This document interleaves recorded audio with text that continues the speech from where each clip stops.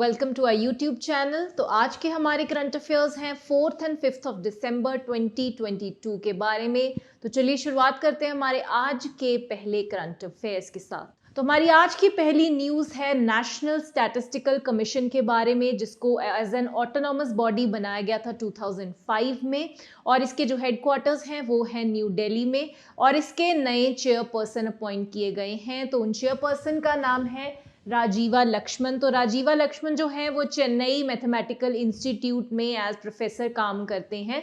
तो as a part time वो ये चेयरपर्सन की जो पोस्ट है उसको भी हैंडल करने वाले हैं आने वाले 3 साल के लिए। तो 2010 में वो एज अ प्रोफेसर गए थे चेन्नई इंस्टीट्यूट ऑफ मैथमेटिक्स में। उसके बाद 10 साल के लिए 2011 से लेके 2021 तक वो वहाँ पर as director of Chennai institute रहे हैं, और अब उनको यहाँ पर नेशनल स्टैटिस्टिकल कमीशन में एज चेयरपर्सन अपॉइंट किया गया है। तो आगे हम बात करते हैं एक बहुत अच्छी खबर के बारे में, जो है ऑस्ट्रेलिया स्टेम। तो पहले मैं आपको बताती हूँ ये स्टेम क्या है। तो ये जो स्टेम है ये रिप्रेजेंट करता है science, technology, engineering and mathematics. तो इन चारों, ये जो साइंस के चारों फील्ड्स हैं, इन चारों फील्ड्स में जो भी ऐसे रिनाउंड पर्सनालिटीज होती हैं उनको यहाँ पे रिकॉग्नाइज किया जाता है फ्रॉम ऑस्ट्रेलिया।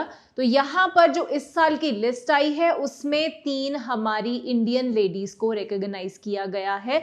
तो वो कौन है? The first we have Neelima Kadiyala, next we have doctor Ena Baburamani and doctor Indrani Mukherjee, and these are the 3 females जिनको यहाँ पे रिप्रेजेंटेशन दिया गया है। इसके अलावा श्रीलंका से भी ऐसी ही फीमेल्स को रिप्रेजेंटेशन दिया गया है। तो ये एक बहुत ही अच्छी खबर है, firstly as a part of women empowerment, then also कि हमारे देश के जो इंटेलेक्चुअल्स हैं वो वर्ल्ड लेवल पर रिकॉग्नाइज किए जा रहे हैं।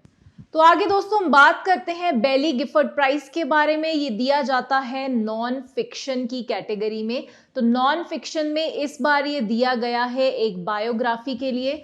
तो जो बायोग्राफी थी वो लिखी थी ब्रिटिश राइटर कैथरीन रंडल ने, और जो बायोग्राफी है वो लिखी गई है जॉन डन के ऊपर। जॉन डन जो कि एक बहुत फेमस ब्रिटिश पोएट हैं, जिनको शेक्सपियर के लेवल का पोएट कहा जाता है। तो उनकी जो पोइट्री है वो डेथ, लव, ऐसे सारे टॉपिक्स के ऊपर उन्होंने लिखी हुई है। तो यहाँ पर कैथरीन ने उनकी एक बायोग्राफी लिखी थी जिसमें उनको ये अवार्ड दिया गया है। तो इस अवार्ड के अंडर 50,000 पाउंड्स का उनको प्राइज दिया गया है। तो यहाँ पर आपके लिए जो इम्पोर्टेंट है वो इम्पोर्टेंट है सबसे पहले तो कि प्राइज का नाम क्या है, देन उसके बाद कि किस राइटर को ये प्राइज दिया गया है, और ये नॉन फिक्शन कैटेगरी में दिया गया है, एंड ऑल्सो कि बुक का नाम क्या है। तो बुक का नाम है super infinite the transformations of John Donne. ये जो बुक है ये आप यहाँ फिक्र में भी देख सकते हैं, this is the portrait of John Donne. तो आगे हम एक और प्राइज के बारे में आज बात करने वाले हैं जो दिया जाता है न्यू इंडिया फाउंडेशन की तरफ से, और ये प्राइज भी दिया जाता है नॉन फिक्शन कैटेगरी में ही। इसका पूरा नाम है कमला चट्टोपाध्याय NIF प्राइज, और इस साल का 2022 एडिशन है। तो 2018 में ये देना शुरू किया था नॉन फिक्शन कैटेगरी में, चाहे वो कोई ट्रेवलॉग हो, चाहे वो बायोग्राफी हो, ऑटोबायोग्राफी हो, या फिर हिस्ट्री के रिलेटेड कोई बुक हो, ऐसी सभी बुक्स को इसके अंडर रिकॉग्नाइज किया जाता है। तो इस साल जो ये नॉन फिक्शन के अंडर रिकॉग्निशन दी गई है वो दी गई है चिपको मूवमेंट के ऊपर लिखी गई एक बुक को। तो एक बहुत फेमस हमारे हिस्टोरियन हैं जिनका नाम है शेखर पाठक। तो उन्होंने एक बुक लिखी थी चिपको मूवमेंट के ऊपर। उस बुक को ट्रांसलेट किया है मनीष चौधरी ने, और ट्रांसलेशन में उसका जो इंग्लिश में नाम है वो है the Chipko movement a people's history. तो this is the book and this is the writer, यहाँ पे आप देख सकते हैं। तो इस बुक को इस साल रिकॉग्नाइज किया गया है। तो इसके अंडर दिया जाता है 15 लाख रुपीज का cash price, a citation and a trophy. तो इस साल का ये जो प्राइस है ये आपके लिए बहुत इंपॉर्टेंट है। फर्स्ट ऑफ ऑल कि ये नॉन फिक्शन कैटेगरी में है, कौन सी मूवमेंट के साथ लिंक्ड है, कौन से राइटर हैं, किसने ट्रांसलेट किया है, एंड ऑल्सो इसका पूरा नाम कमला चट्टोपाध्याय NIF प्राइज। आगे हम बात करते हैं विजय हजारे ट्रॉफी के बारे में, जिसका फाइनल हो गया है, और सौराष्ट्र ने महाराष्ट्र को हरा दिया है 5 विकेट्स के साथ। तो इसमें जो फाइनल प्राइज दिए गए हैं हम एक बार उनके ऊपर नजर डाल लेते हैं। सबसे पहले हमारे पास है प्लेयर ऑफ द मंथ, जो दिया गया है शेल्डन जैक्सन को। Next we have player of the tournament, जो दिया गया है ऋतुराज गायकवाड़, जो आजकल हमारे क्रिकेट के फील्ड में बहुत फेमस एक प्लेयर बने हुए हैं। Next we have most runs, तो ये दिया गया है एन जगदीशन। हाईएस्ट स्कोर ये भी एन जगदीशन को ही दिया गया है। द मोस्ट फोर्स ये भी सेम पर्सन एन जगदीशन। तो यहाँ पर एन जगदीशन को 3 कैटेगरीज में प्राइज मिला है, most runs, highest score and most fours. And most sixes में हमारे पास नाम है Ruturaj Gaikwad and most wickets में वासुकी कौशिक। तो ये सारे ही नाम आपके लिए बहुत इंपॉर्टेंट हो जाते हैं अगर आप एसएससी के लिए जा रहे हैं, अगर आप किसी भी ऐसे एग्जाम के लिए जा रहे हैं। तो करंट अफेयर्स में जो स्पोर्ट्स सेक्शन होता है उसके अंडर ये सारे के सारे ही आपके लिए बहुत इंपॉर्टेंट हो जाते हैं, लेकिन इनको आपको लर्न करना उतना मुश्किल नहीं होगा क्योंकि यहाँ पर आप देख रहे हैं कि 2-3 जो नाम है वही ज्यादा प्रोमिनेंट है। तो 2022 का ये जो टूर्नामेंट हुआ है अंडर हजारे ट्रॉफी, तो उसके ये सारे नाम आपके लिए इंपॉर्टेंट हैं and also the winning team जो सौराष्ट्र विनिंग टीम हो जाती है। तो आगे हम बात करते हैं अब जीएसटी कलेक्शन के बारे में। जीएसटी कलेक्शन जो है नवंबर 2022 का, तो उसकी जो अमाउंट है वो 1,45,000 करोड़ के ऊपर है, लेकिन उसने 1,50,000 वाला मार्क क्रॉस नहीं किया जो उसने अक्टूबर में किया था। तो यहाँ पर हम देख लेते हैं कि 1,45,000 का आगे डिवीजन क्या है। तो उसमें जो CGST है वो है 25,000 के ऊपर, जो SGST है वो 32,000 के ऊपर है एंड जो IGST है वो 77,105 और जो सेस है वो 10,433 है। तो यहाँ पर आप देख लीजिए कि IGST जो है वही सबसे मेजर पार्ट यहाँ पर बना हुआ है जीएसटी कलेक्शन का। तो इस ग्राफ पे भी एक बार नजर डाल लेते हैं। ये जो ब्लू वाली लाइन है ये रिप्रेजेंट कर रही है कि पिछले नवंबर में which means 2021 नवंबर में कितना जीएसटी कलेक्शन हुआ था। तो वो जीएसटी कलेक्शन था 131 के अराउंड और इस बार है 145 के अराउंड। तो पिछले साल की अगर हम कंपैरिजन करें, ईयर ऑन ईयर कंपैरिजन करें, तो बहुत बड़ा हमें यहाँ पे चेंज देखने को मिल रहा है।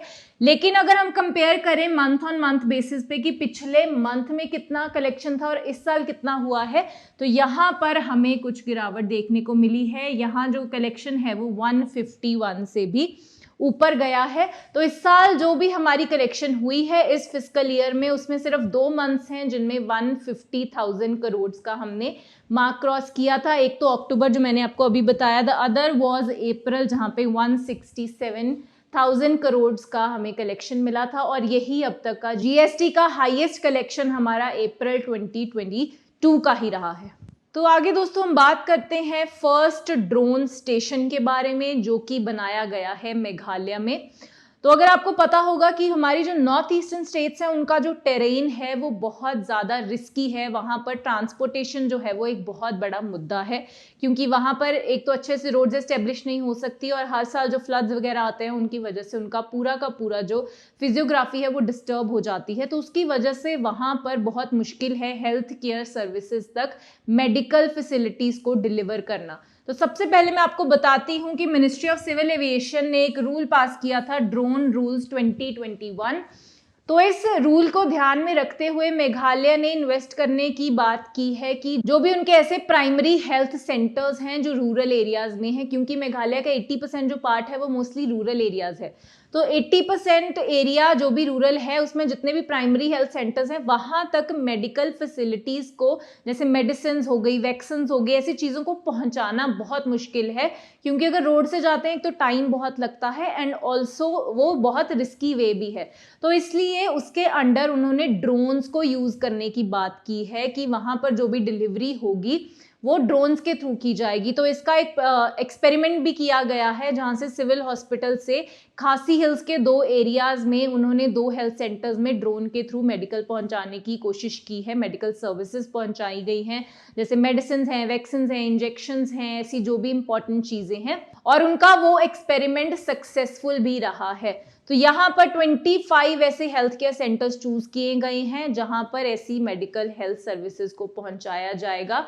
तो ये एक बहुत ही अच्छा इनिशिएटिव है। जो विलेज के एरियाज में लोग रहते हैं जिनको एप्रोप्रिएट हेल्थ सर्विसेज नहीं मिल पाती, उनको अब अच्छे तरीके से वो सारी फैसिलिटीज प्रोवाइड कराई जाएंगी। तो ये ड्रोन्स को यहाँ पर as a mode of transportation use किया जा रहा है। तो आगे दोस्तों हम बात करते हैं December 4 जिसको हम मनाते हैं इंडियन नेवी डे के नाम से। तो इसको क्यों मनाते हैं एज इंडियन नेवी डे? क्योंकि इस दिन को 1970 वॉर, जो इंडिया पाकिस्तान वॉर हुई थी, उसमें इंडियन नेवी ने एक ऑपरेशन था जिस ऑपरेशन का नाम था ऑपरेशन ट्राइडेंट। तो तो इंडिया ने वो ऑपरेशन 4 दिसंबर की रात को लॉन्च किया था पाकिस्तान के खिलाफ, और वो बहुत ही सक्सेसफुल ऑपरेशन रहा था। तो उस दिन को कमेमोरेट करते हुए हम हर साल इंडियन नेवी डे को सेलिब्रेट करते हैं। उससे 3 दिन बाद हमने एक और ऑपरेशन भी लॉन्च किया था जिसका नाम था ऑपरेशन पाइथन। तो यहाँ पे आपके लिए एक और चीज जो बहुत इंपॉर्टेंट हो जाती है वो है कि हमारे फादर ऑफ इंडियन नेवी हम इनको किसको बोलते हैं, तो वो हैं छत्रपति शिवाजी भोसले। तो that is also very important news. तो कौन सी वॉर को कमेमोरेट करता है हमारा इंडियन नेवी डे, तो वो कमेमोरेट करता है 1971 इंडो पाकिस्तान वॉर। और कौन सा ऑपरेशन है जिसके रिलेटेड मनाया जाता है, तो वो है operation Trident.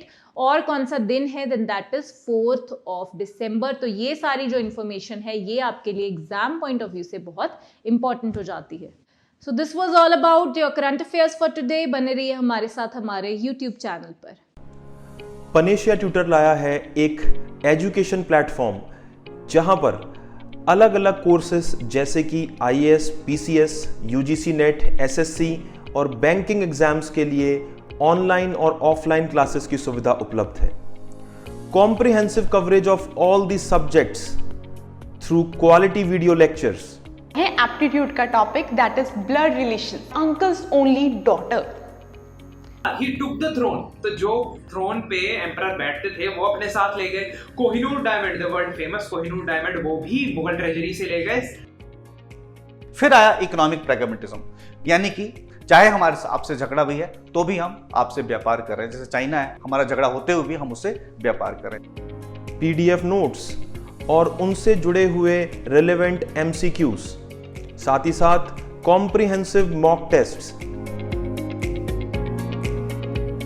So join Panesia Tutor for your successful and bright future.